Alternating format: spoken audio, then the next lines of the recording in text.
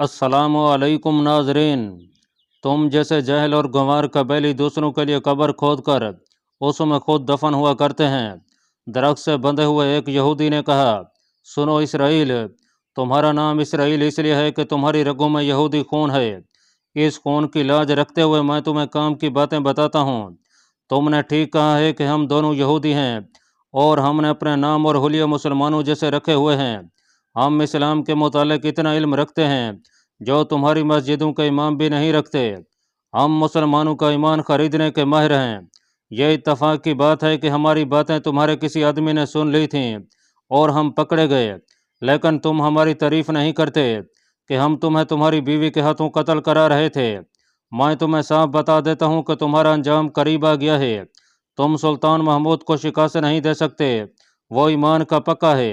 हम वहीं कामयाब होते हैं जहाँ ईमान कच्चा होता है, और जहाँ ईमान कच्चा होता है वहाँ शिकस्त लाजमी होती है। हमें मुसलमानों के ईमान की पुख्तगी और नापुख्तगी के साथ कोई दिलचस्पी नहीं।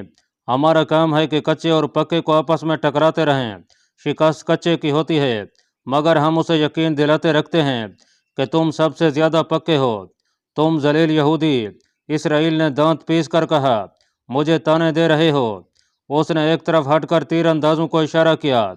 3 तीर बैक वक्त कमानों से निकले और दोनों यहूदियों और मरियम के सीनों में उतर गए।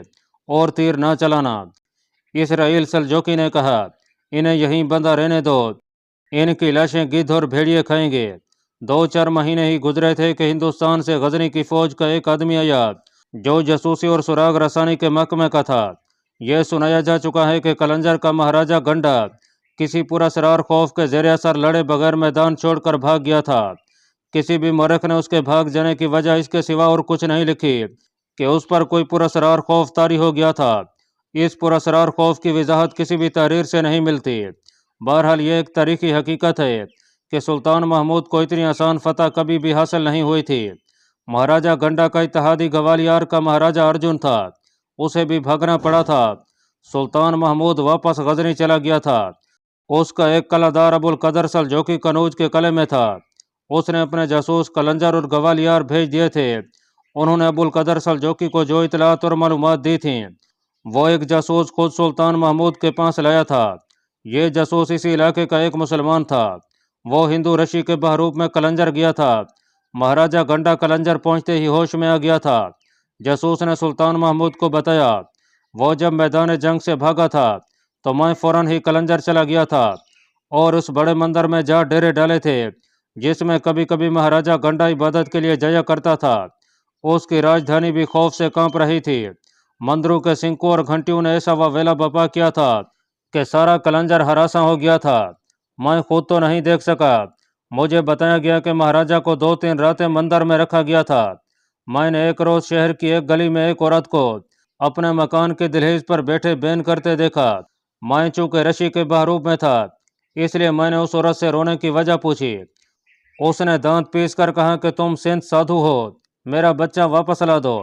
पता चला कि पंडितों ने अपना हिसाब किताब करके महाराजा गंडा को बताया था कि 3 ऐसे बच्चों की कुर्बानी देनी है जिनकी उम्रें 6 माह से ज्यादा ना हों। चुनाचे उसी रोज 3 मुंह की गोदियों से बच्चे उठा लिए गए। मैंने ज्यादा वक्त मंदिर में गुजारा। पंडितों के साथ मेरा दोस्ताना हो गया। उनसे मुझे राजमहल की बातों का इल्म होने लगा। सुल्तान गजनी और समरकंद आबेदीन सुल्तान महमूद ने उसकी बात करते हुए कहा, यह भूल जाओ कि मैं कहाँ का सुल्तान हूँ, या मैं सुल्तान हूँ भी या नहीं। मुझे यूं सारी बात सुनाओ जैसे अपने किसी दोस्त के साथ बातें किया करते हो। मैं कह रहा था कि हिंदुओं के मंदिरों की दुनिया कैसी पुरस्कार है। औरत का इस मजहब में बहुत दखल है। मैं मंदिर की ऐसी ही एक गुलाम गर्दिश में जा रहा था, कोई मेरे साथ टकरा गया। वो औरत थी और सिसक रही थी, मेरे साथ लिपट गई और खौफजदगी से कांपती हुई सरगोशियां करने लगी। मुझे बचा लो, मैं महाराजा के लिए नहीं मरना चाहती, मुझे अपने घर ले चलो, मुझे अपने पास रख लेना, मैं मरना नहीं चाहती। मैं समझ गया कि ये किसी की नौजवान और कुंवारी बेटी है जिसे पंडित उसकी कुर्बानी देने के लिए पकड़ लाए होंगे। अब मुझे मुजरिम कहेंगे, लेकिन सुल्तान अली मकाम मैंने अपना वो फर्ज नज़रअंदाज कर दिया जिसके लिए मैं मंदिर में ठहरा था। मैंने इसे अपना फर्ज समझा कि एक इंसानी जान को एक झूठे और बेबुनियाद मजहब पर कत्ल होने से बचाऊं। ये एक नेकी थी और मेरा अकीदा है کہ نیکی کرو تو جزا ملتی ہے۔ اس طرح غلام گردش میں مجھے امید کی کرن نظر آئی۔ لڑکی کہہ رہی تھی، مجھے لے چلو، جہاں جی چاہے لے چلو، یہاں سے لے چلو، یہاں سے نکال لو، میں بھاگ گئی ہوں، وہ مجھے ڈھونڈ رہے ہوں گے۔ اس کا جسم کانپ رہا تھا جیسے بیلی بانس ہو کر سرد پانی میں کھڑی ہو۔ مجھے تیز تیز قدموں کی آہٹ سنائی دی۔ میں نے لڑکی سے کہا کہ وہ دل مضبوط کرے اور خاموش ہو جائے۔ اسے لے کر میں ایک طرف ہو گیا۔ وہاں سے دیوار کٹی ہوئی تھی، جیسے غار بنا ہوا تھا۔ وہ ایک کمرہ سا تھا۔ باہر سے آواز آئی، یہاں دیکھ لو، جا کہاں سکتی ہے۔ میں نے رشیوں کا جو لباس پہن رکھا تھا، اس کے اندر خنجر تھا جو میں نے نکال لیا تھا۔ باہر شاید 2 آدمی تھے۔ ایک وہیں اندر آ گیا جہاں میں لڑکی کو لے کر چھپا تھا۔ گھپ اندھیرا تھا۔ وہ مجھے دروازے میں جس کے کواڑ نہیں تھے سیاہ بھوت کی طرح نظر آیا۔ بولا، اندر کون ہے؟ وہ آگے آیا تو میں نے اسے خنجر مارنے کی بجائے پیچھے ہو کر اس کی گردن دبوچ لی۔ باہر سے آواز آئی کہ ہے یا نہیں ہے؟ میں نے جواب دیا، نہیں ہے۔ تم باہر کو دوڑو۔ مجھے باہر دوڑتے قدموں کی آہٹ سنائی دی۔ وہ جس کی گردن میری ہاتھوں کے شکنجے میں تھی تھوڑی دیر تڑپ کر مر گیا۔ لڑکی نے اس کے کپڑے پہنے اور میں اسے باہر لے آیا۔ مجھے ان راستوں کا علم تھا۔ میں اسے روشن راستے میں لے گیا اور وہاں میں اسے مندر کے ایسے ویران اور ہیبت ناک حصے میں لے گیا جہاں فرش پر نمی کی وجہ سے سبز کئی جمی ہوئی تھی۔ میں نے کئی پر ہاتھ پھیر کر لڑکی کے چہرے کا رنگ صدیوں پرانی دیواروں اور فرشوں جیسا کر دیا اور اس کے بالوں میں مٹی ڈال کر اسے سادھنی بنا دیا۔ مندر کے اندر اور باہر اس کی تلاش میں بھاگ دوڑ شروع ہو چکی تھی۔ پنڈت اور ان کے چیلے گھبرائے گھبرائے ادھر ادھر دوڑتے پھر رہے تھے۔ وہ ہمارے قریب سے بھی گزرے۔ لڑکی کو کوئی بھی پہچان نہ سکا۔ میں اسے مندر کے احاطے سے نکال کر شہر کے قریب ہی جنگل میں لے گیا۔ لڑکی نے بتایا کہ اسے 1-2 روز بعد مندر میں ذبح کیا جانا تھا۔ اس نے یہ بھی بتایا کہ اس کے ماں باپ اسے قربانی دینے کے لیے بالکل تیار نہیں تھے۔ اس کا باپ گنڈا کے دربار میں کسی اچھے رتبے پر تھا۔ اسے ڈرا کر اسے رتبے سے محروم کر دینے کی دھمکی دے کر لڑکی کو اس سے لیا گیا تھا۔ میں نے شام کے بعد اس کے گھر جا کر اس کے باپ کو بتایا کہ اس کی لڑکی جنگل میں ہے۔ وہ بہت ڈرا ہوا تھا۔ اس نے بتایا کہ اس کے گھر کی تلاشی ہو چکی ہے۔ باپ بہت پریشان تھا۔ کہتا تھا کہ وہ لڑکی کو اب اپنے گھر نہیں رکھ سکتا کیونکہ پکڑا جائے گا اور مہاراجا اسے بڑی اذیت ناک سزا دے گا۔ وہ اس پر حیران تھا کہ میں رشی تھا اور لڑکی کو قربانی سے بچا لایا تھا۔ میں نے اسے بتا دیا کہ میں رشی نہیں ہوں۔ ابھی اسے یہ نہیں بتایا تھا کہ میں کون ہوں۔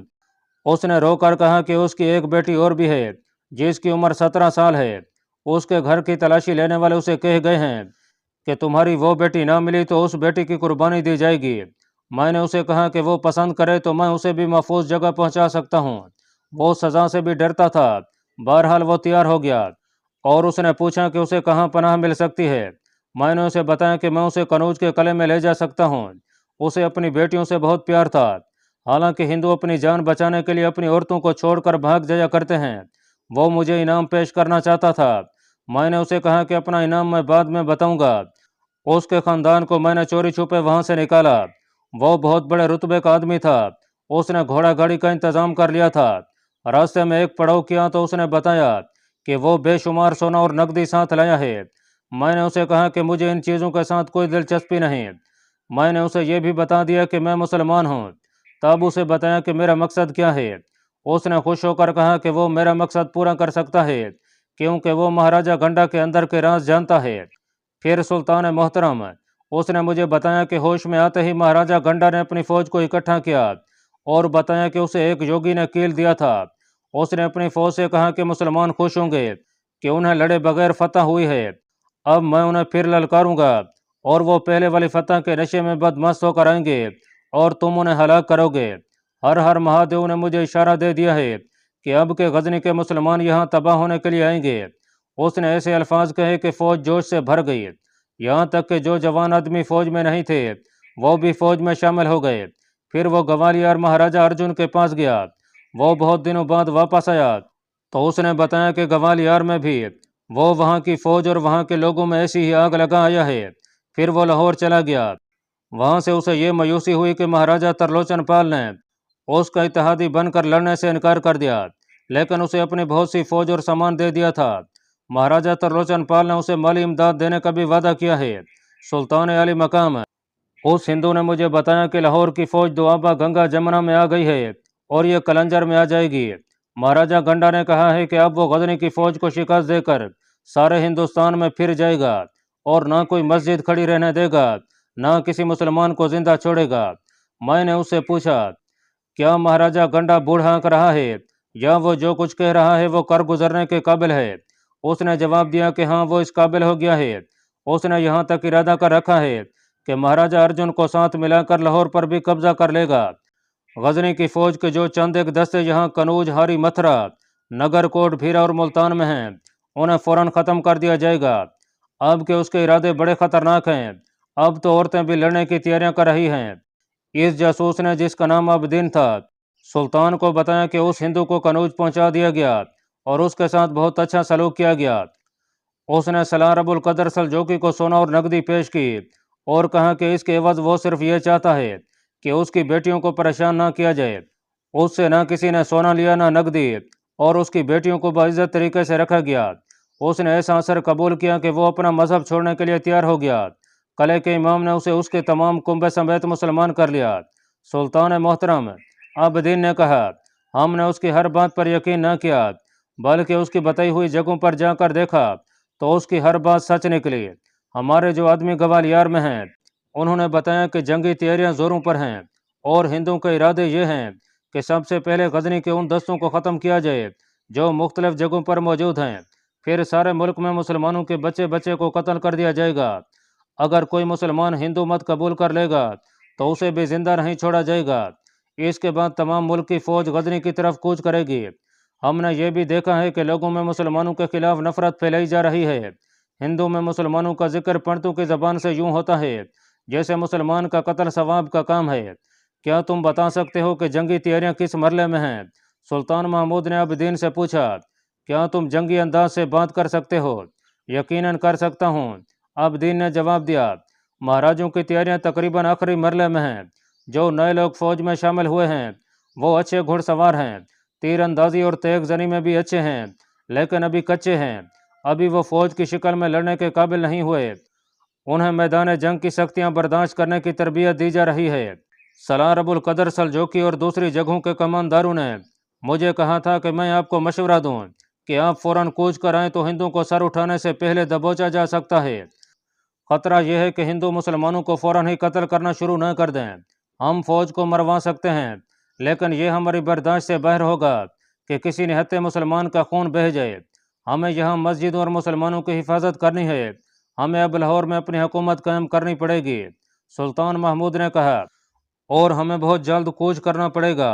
सुल्तान महमूद ने अपने सलारों को कूच की वजह बताई और फौरी कूच के अहकाम देकर कहा कि कूच बहुत तेज होगा, पड़ाव बहुत कम होंगे, सवार और सिपाही चलते चलते कुछ खा लिया करेंगे और मंजिल कलंजर होगी जहाँ के कले का मुहासरा कर लिया जाएगा। मुहासरे के दौरान फौज आराम करेगी। सुल्तान महमूद ने सबको नक्शे पर कूच का रास्ता दिखाया और वो जगह बताई जहाँ पड़ाव करने थे। सुल्तान उनसे फारिग हुआ ही था कि इसराइल सलजोकी का पैगाम आ गया। पैगाम लाने वाला कोई जिम्मेदार आदमी था। उसने इसराइल का पैगाम ज़बानी दिया, अगर सुल्तान मेरी ताकत से खैफ होकर सलजोकियों को वतन दे रहे हैं तो मैं ऐसा वतन कबूल कर लूँगा, और अगर सुल्तान को अपनी जंगी ताकत पर नाज है और मुझे भीख के तौर पर ज़मीन का खित्ता दे रहे हैं तो मैं ऐसा वतन कबूल नहीं करूँगा। मैं गजनी की सल्तनत का तुफैली या इत्तेहादी नहीं बनूंगा। मैं अपनी कौम के लिए खुद एक वतन हासिल करने की ताकत रखता हूँ। मुझे सुल्तान का जवाब चाहिए कि आप मुझ पर क्यों मेहरबान हुए हैं। मैं आपको फिर बता देता हूँ कि मेरे पास गजनी की फ़ौज के साथ टक्कर लेने के लिए काफ़ी फ़ौज है। सुल्तान महमूद को हंसी आ गई और बोला, इसराइल सलजोकी में जुर्रत भी है और ताकत भी, लेकिन उसमें अकल की कमी है। उसे कहना कि ना मैं उसे कमज़ोर समझता हूँ ना अपने आप को। मैं इस खित्ते में अमन कायम करना चाहता हूँ। हमारी आपस की लड़ाइयों से कुफार फ़ायदा उठा रहे हैं, और इसराइल सलजोकी को मेरा सलाम देकर कहना कि मैं हिंदुस्तान जा रहा हूँ, मेरी वापसी का इंतज़ार करे। मैं इन इलाकों में उसकी हैसियत को तस्लीम करता हूँ। मेरी गैर हाजिरी में कोई नकल हरकत ना करे। मौरख लिखते हैं कि सुल्तान महमूद को यह खदशा नजर आ रहा था कि उसकी गैर हाजिरी में इसराइल सलजोकी गजनी पर हमला कर देगा। सुल्तान को मालूम था कि सलजोकियों की जंगी ताकत बहुत ज़्यादा हो गई है और वो छोटे मोटे हुक्मरानों से तलवार की नोक पर अपनी शराइत मनवा सकते हैं।